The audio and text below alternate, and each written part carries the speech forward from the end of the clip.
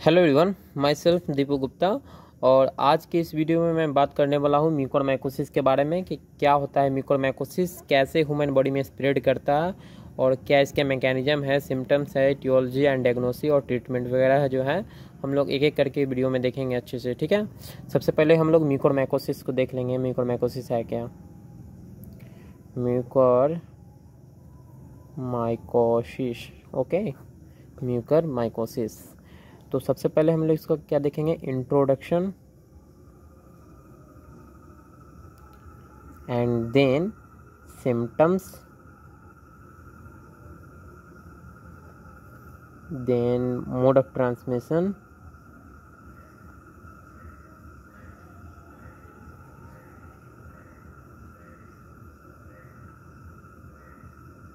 Okay, then etiology, okay, then diagnosis and last हमारा treatment. ठीक है, ट्रीटमेंट। सो हम लोग ये देख लिए इतना। तो इसमें हम लोग देखेंगे सबसे पहले इंट्रोडक्शन कि म्यूकोरमाइकोसिस होता क्या है, कैसे स्प्रेड करता है ह्यूमन बॉडी में। ठीक है, स्प्रेड तो बेसिकली हम दिखाएंगे मोड ऑफ ट्रांसमिशन में। पहले हम देख लेते हैं म्यूकोरमाइकोसिस है क्या। ठीक है, mucormycosis is serious fungal disease है। ठीक है, सीरियस फंगल इन्फेक्शन कहेंगे, सॉरी, इसमें सीरियस होगा और फंगल इन्फेक्शन होगा। ठीक है, इतना ध्यान में रहना है। Serious fungal infection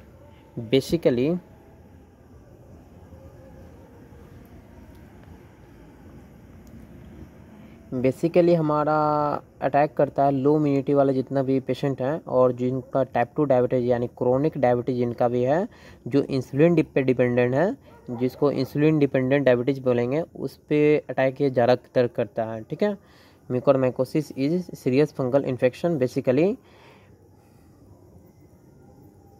attack low immunity patient, low immunity patient पे करता है and then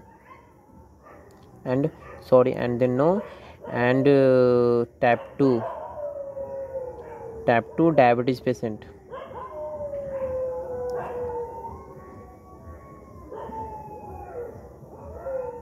type 2 diabetes patient को भी करता है और हमारा लो इम्यूनिटी जितना भी लेवल वाले पेशेंट है उस पर इफेक्ट करता है हमारा म्यूकोरमाइकोसिस। ठीक है, म्यूकोरमाइकोसिस इतना हम लोग जान लें। देखिए, म्यूकोरमाइकोसिस का हर एक मीडिया वाले लोग बहुत हवा मचा दिए हैं कि म्यूकोरमाइकोसिस यहाँ पे 1 केसेस 2 केसेस मिला कोरोना के टाइम में ही। बेसिकली देखिए, कोरोना के टाइम के पहले भी तो म्यूकोरमाइकोसिस का केसेस आता था, बहुत आता था म्यूकोरमाइकोसिस का केसेस, लेकिन वहाँ पे नहीं किया गया था उतना हाईलाइटेड। लेकिन अभी जो मीडिया पे जो आ रहा है वहाँ पे देख के बहुत लोग पैनिक हो जाते हैं कि म्यूकोरमाइकोसिस क्या है, बहुत कोरोना आया फिर म्यूकोरमाइकोसिस आया, ये सब वगैरह देख के बहुत पैनिक हो जाएंगे वो लोग। तो बेसिकली हम बता देना चाहते हैं म्यूकोरमाइकोसिस एक अपॉर्चुनिटेबल डिजीज है, मतलब अपॉर्चुनिटी से हम उसको लाते हैं अपने अंदर। ठीक है, जिससे हमारा लो इम्यूनिटी रहा तो आना ही है। ऐसे किसी भी लोग को म्यूकोरमाइकोसिस नहीं हो सकता है। कोरोना बेसिकली हो सकता है सबको, और इम्यूनिटी अच्छा रहे तो उसको ठीक करा जा सकता है। ठीक है, लेकिन म्यूकोरमाइकोसिस जो है, जो इम्यूनिटी कम है उसको जो है से मतलब कोरोना वायरस जो है इम्यूनिटी कम है या फिर ज़्यादा है उसको लोग के मतलब नहीं, कोरोना सबको होता है। ठीक है, बाद में कोरोना वायरस को जो हाई इम्यूनिटी वाले लोग हैं, जिनके पास बहुत इम्यूनिटी है, वो हरा देते हैं। लेकिन म्यूकोरमाइकोसिस जो है, जिनके पास अगर इम्यूनिटी रहा बहुत अच्छा खासा तो उसको म्यूकोरमाइकोसिस तो होता ही नहीं है। ठीक है, यहाँ पे ये देखा गया है। और म्यूकोरमाइकोसिस बेसिकली हम लोग जान लिए कि क्या किस पे अटैक करता है बेसिकली, और ऐसा देख चुके हैं इसमें। तो सेकेंड हम सिम्टम्स में देखेंगे कि सिम्टम्स इसका क्या है म्यूकोरमाइकोसिस का।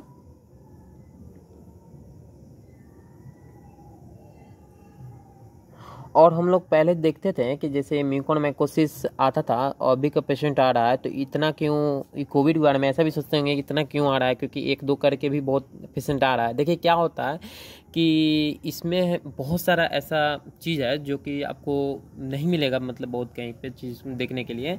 होता है क्या है बेसिकली, देखिए स्टेरॉइड्स जो है एक कोरोना वायरस के बाद, मतलब कोरोना वायरस को ठीक करने के लिए बेसिकली हम लोग स्टेरॉइड्स देते हैं। स्टेरॉइड्स में आ गए हैं हमारा डेक्सोमेथाजोन का जितना भी आ गया जेनिक नेम का, वो सब आ जाएगा इसमें। डेक्सोना का इंजेक्शन जबकि ह्यूमन बींग में 6 मिलीग्राम मतलब पर डेज के अनुसार से डोज दिया जाता है। इंजेक्शन का बात कर रहे हैं यहाँ पे, जो कि लंग्स का में जो इन्फेक्शन होता है, इन्फ्लामेशन होता है, उसको ट्रीट करने के लिए बेसिकली हम लोग स्टेरॉइड्स यूज करते हैं। ठीक है, स्टेरॉइड्स कॉर्टिकोस्टेरॉइड्स ही होता है और हम लोग यूज करते हैं। तो उसमें एक बात तो हम लोग देखे हैं, होता क्या है कि जैसे जो अनट्रेंड लोग होते हैं, ठीक है, जो बहुत बेसिकली नहीं जानते हैं कि कोरोना वायरस में कितना डोज देना चाहिए, ये डिजीज़ कितना नहीं देना चाहिए ये डिजीज़ में। बेसिकली देखिए कोरोना में पेशेंट इतना आ रहा है ना कि डॉक्टर उतना अवेलेबिलिटी नहीं है इंडिया में। इंडिया में क्या है तो बहुत जगह पे एक स्पेसिफिक एरिया में तो इतना पेशेंट कस करके है कि वहाँ पर डॉक्टर ही उतना नहीं है। तो कौन चला रहे हैं उन पेशेंट को दवा, तो अनट्रेंड लोग ही। तो अनट्रेंड लोग चलाएंगे तो थोड़ा बहुत मानते हैं कि चलिए पेशेंट को केयर कर सकते हैं, ठीक है, लेकिन उनको ये पता नहीं हो पाता है कि जो हम स्टेरॉइड्स का इंजेक्शन चला रहे हैं किसी पेशेंट को, अगर हम इन्फ्लामेशन दूर करेंगे, क्योंकि इन्फ्लामेशन दूर करने के लिए स्टेरॉइड चलाया जाता है, ठीक है। और हम लोग पेशेंट को लोग देखते हैं कि मतलब स्टेरॉइड देते हैं तो कोई कोई दे रहा है आराम से 12 मिलीग्राम, 13 मिलीग्राम, 20-20 मिलीग्राम दे रहे हैं और 7 डेज तक इसका डोज चलाया जाता है, जबकि 6 मिलीग्राम के अनुसार से। लेकिन वो लोग चला रहे हैं 10 दिन, 15 दिन, 20 दिन। तो इतना हाई अमाउंट ऑफ स्टेरॉइड्स और इतना दिन तक जो दिया जा रहा है, इसका कारण क्या होता है कि इम्यूनिटी काफ़ी ज़्यादा लो हो जाता है कोरोना से रिकवरी होने के बावजूद भी पेशेंट में, ठीक है। तो ऐसा देखा गया है उनमें कि इतना जब इम्यूनिटी कम होता है तो उनमें तुरंत मतलब अगर म्यूकोरमाइकोसिस पकड़ लेगा, अगर इम्यूनिटी बहुत ज़्यादा लो रहेगा उसमें, क्योंकि इसमें एक प्रॉपर्टी रहता है स्टेरॉइड्स में कि इम्यूनिटी को डाउन कर देता है, ठीक है, स्टेरॉइड्स में खास करके। और टाइप 2 डायबिटीज़ में भी थोड़ा बहुत इम्यूनिटी कम रहता ही है, ठीक है, उतना ज़्यादा हम नहीं बोल सकते जितना स्टेरॉइड्स में होता है, ठीक है। तो बेसिकली हम लोग ये जान गए कि कैसे होता है म्यूकोरमाइकोसिस और कितना स्टेरॉइड्स देना है, आप लोग को ये भी बता चुके हैं हम एक वीडियो के थ्रू। और हम लोग अब सिम्टम्स के बारे में देखेंगे कि सिम्टम्स इसका है क्या, ठीक है। सिम्टम्स में बेसिकली फीवर होगा फर्स्ट में, ठीक है, ठीक है। एंड देन सेकेंड में होगा स्वेलिंग होगा, ठीक है, स्वेलिंग ओवर फेस में होगा, स्वेलिंग ओवर फेस और अफेक्टेड एरिया पे होगा,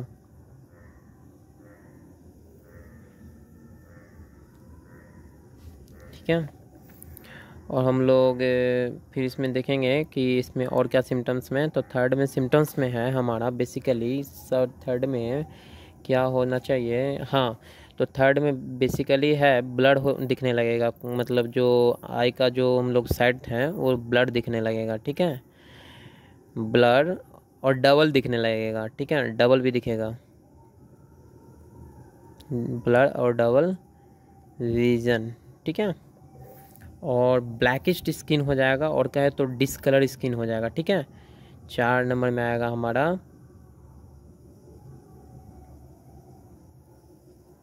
ब्लैकिस्ट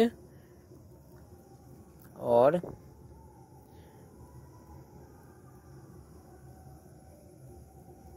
discolour skin affected area, okay, affected area, ठीक है, ब्लैकिस्ट हो जाएगा और इसका जो है डिसकलर हो जाएगा। फिर इसमें हमारा 5 नंबर में सिम्टम्स में आ जाएगा हमारा चेस्ट पेन, ठीक है, चेस्ट पेन आ जाएगा। और देन आ जाएगा हमारा 6 में कफ विथ ब्लड, ठीक है, कफ विथ ब्लड। देन हम लोग अब मोड ऑफ ट्रांसमिशन में पढ़ेंगे कि मोड ऑफ ट्रांसमिशन में कैसे होता है, मोड ऑफ इसका जो म्यूकोरमाइकोसिस है कैसे फैलता है लोगों में, ठीक है, उसको मोड ऑफ ट्रांसमिशन बोलते हैं।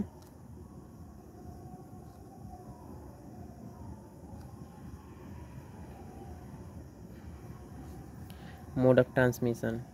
मोड ऑफ ट्रांसमिशन में बेसिकली होता क्या है कि मोड ऑफ ट्रांसमिशन ड्रॉपलेट्स, ठीक है।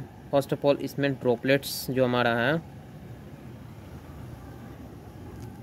ड्रॉपलेट्स वैरी करता है। ड्रॉपलेट्स क्या होता है कि जैसे हम लोग कास्ते सीखते हैं, ठीक है, तो उसके थ्रू म्यूकोरमाइकोसिस पकड़ सकता है किसी एनोडर बॉडी में, जो कि पेशेंट रहा था लो इम्यूनिटी वाले लेवल का, ठीक है। लो इम्यूनिटी जिसका रहेगा उस पेशेंट को इजीली वे में ये पकड़ लेगा, ठीक है, ड्रॉपलेट्स के थ्रू।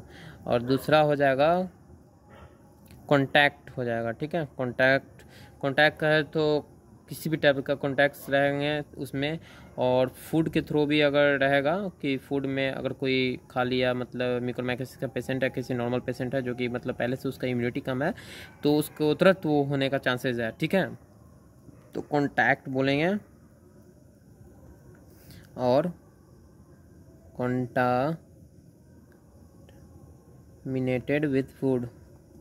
कंटामिनेटेड फूड सॉरी, जो अफेक्टेड फूड है उस पेशेंट के थ्रू, ठीक है, उसके थ्रू।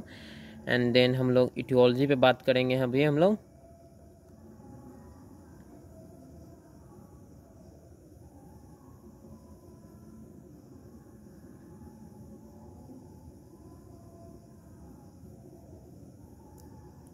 इटियोलॉजी क्या है इसका? लो इम्यूनिटी है। इटियोलॉजी में हम लोग देख लेते हैं कि इटियोलॉजी जो हमारा इसमें है, सब first of all low immunity जिसका भी होता है, जैसे किसी भी टाइप का लो इम्यूनिटी रहा है, जैसे कि HIV के केसेस में, एड्स के केसेस में, या कैंसर के केसेस में लो इम्यूनिटी हो जाता है। तो लो इम्यूनिटी पहला नंबर किसी को होता है तो उसको पकड़ता है, ठीक है, क्या? म्यूकोरमाइकोसिस। लो इम्यूनिटी, ठीक है, लो इम्यूनिटी का पेशेंट हो जाएगा, उसमें पकड़ेगा, ठीक है। सेकेंड जो है डायबिटीज़, खास करके टाइप 2 डायबिटीज, सीरियस डायबिटीज, ठीक है। डायबिटीज टाइप 2, ठीक है, टाइप 2 डायबिटीज। और बेसिकली हम लोग ये चीज़ हम लोग गौर नहीं किए कि जो हमारा म्यूकोरमाइकोसिस है, म्यूकोरमाइकोसिस बेसिकली ग्रोथ जब होता है तो कैसे ग्रोथ होता है, ठीक है, उसको क्या चीज़ जरूरी बॉडी में मिल जाता है कि ग्रोथ होता है वो। तो सबसे पहले डायबिटीज़ जो है ना, डायबिटीज़ में क्या होता है कि टाइप 2 डायबिटीज़ जब हमारा होगा तो वहाँ पे कीटोन बॉडी बनेगा बॉडी में, ठीक है। कीटोन बॉडी बनने लगता है, एक प्रोसेस रहता है, ठीक है, कि टाइप 2 डायबिटीज़ होगा तो वहाँ पे बॉडी में कीटोन बॉडी बनने लगेगा। तो जस्ट कीटोन बॉडी, जो म्यूकोरमाइकोसिस है वो कीटोन बॉडी खाता है, ठीक है। ब्लैक फंगस है वो कीटोन बॉडी खाता है, तभी वो अपना ग्रोथ होता है उसका, तभी वो जिंदा रहता है एक बॉडी में, ठीक है। तो ये हम लोग समझ लिए कि टाइप 2 डायबिटीज में कीटोन बॉडी बनता है, कीटोन बॉडी को म्यूकोरमाइकोसिस खाता है तभी उसका ग्रोथ होता है, वरना अगर टाइप 2 डायबिटीज नहीं रहेगा तो अपना ग्रोथ नहीं करेगा, ओवर द फेस या फिर ओवर से थोड़ा सा एरिया में अफेक्टेड करेगा, तो वो ऐसा करेगा। और उसी केसेस में ही कुछ लेटर फेज में केसेस डेवलप हो सकते हैं, लेकिन ऐसा बेसिकली देखा गया कि टाइप 2 डायबिटीज़ जो है उसमें इसको नरिशमेंट करने के लिए, जो म्यूकोरमाइकोसिस है उसको नरिशमेंट करने के लिए मिल जाता है उसको खाना पानी वगैरह, ठीक है। तो हम लोग इटियोलॉजी देख लिए। देन इसका डायग्नोस देखेंगे, डायग्नोस होता क्या है इसका, ठीक है।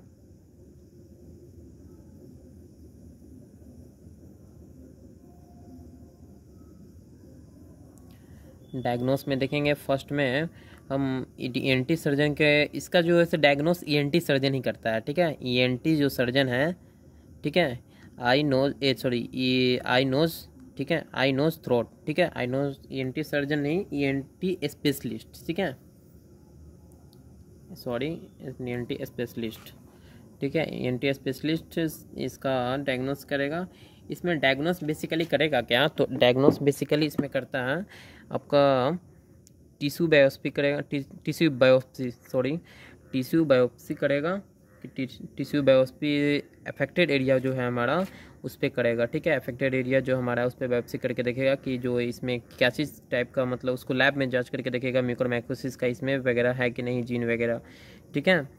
तो म्यूकोरमाइकोसिस में ये देखागा, उसका अगर कल्चर से मैच कर जाएगा तो फिर म्यूकोरमाइकोसिस बता दिया जाएगा पेशेंट के अंदर म्यूकोरमाइकोसिस, क्योंकि सिम्टम्स में तो हम लोग देख रहे हैं कि म्यूकोरमाइकोसिस है, लेकिन डायग्नोसिस उसका जो ENT के जो हम लोग इसका डायग्नोस जब कराने जाएंगे तो ENT सर्जन ऐसे ही डायग्नोस करेगा, ठीक है, टिश्यू बायोप्सी।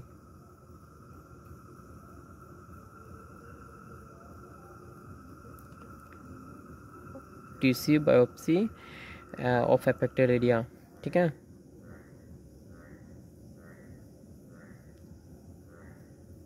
अफेक्टेड एरिया को टिश्यू बायोप्सी से किया जा सकता है। अब हम लोग इसका लास्ट में ट्रीटमेंट पढ़ेंगे, ट्रीटमेंट है क्या, ठीक है। ट्रीटमेंट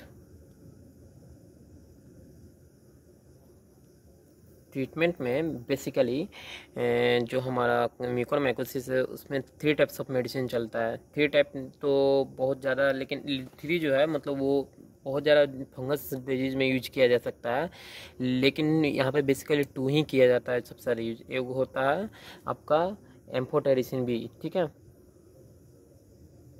एम्फोटेरिसिन बी, ठीक है। एम्फोटेरिसिन बी बेसिकली सबसे ज़्यादा यूज हो रहा है भी म्यूकोरमाइकोसिस के पेशेंट में। इसका जो कॉस्ट बहुत ज़्यादा ही आता है, ठीक है। इसका करीब टैबलेट का हम देखे हैं कि कॉस्ट करीब उसका डॉलर में नहीं, इंडियन रुपीज़ में ही देखे हैं कि सॉरी इंडियन रुपीज़ में 4500 के ऐसे कैप्सूल्स वगैरह आता है इसका, ठीक है, एम्फोटेरिसिन बी, ठीक है।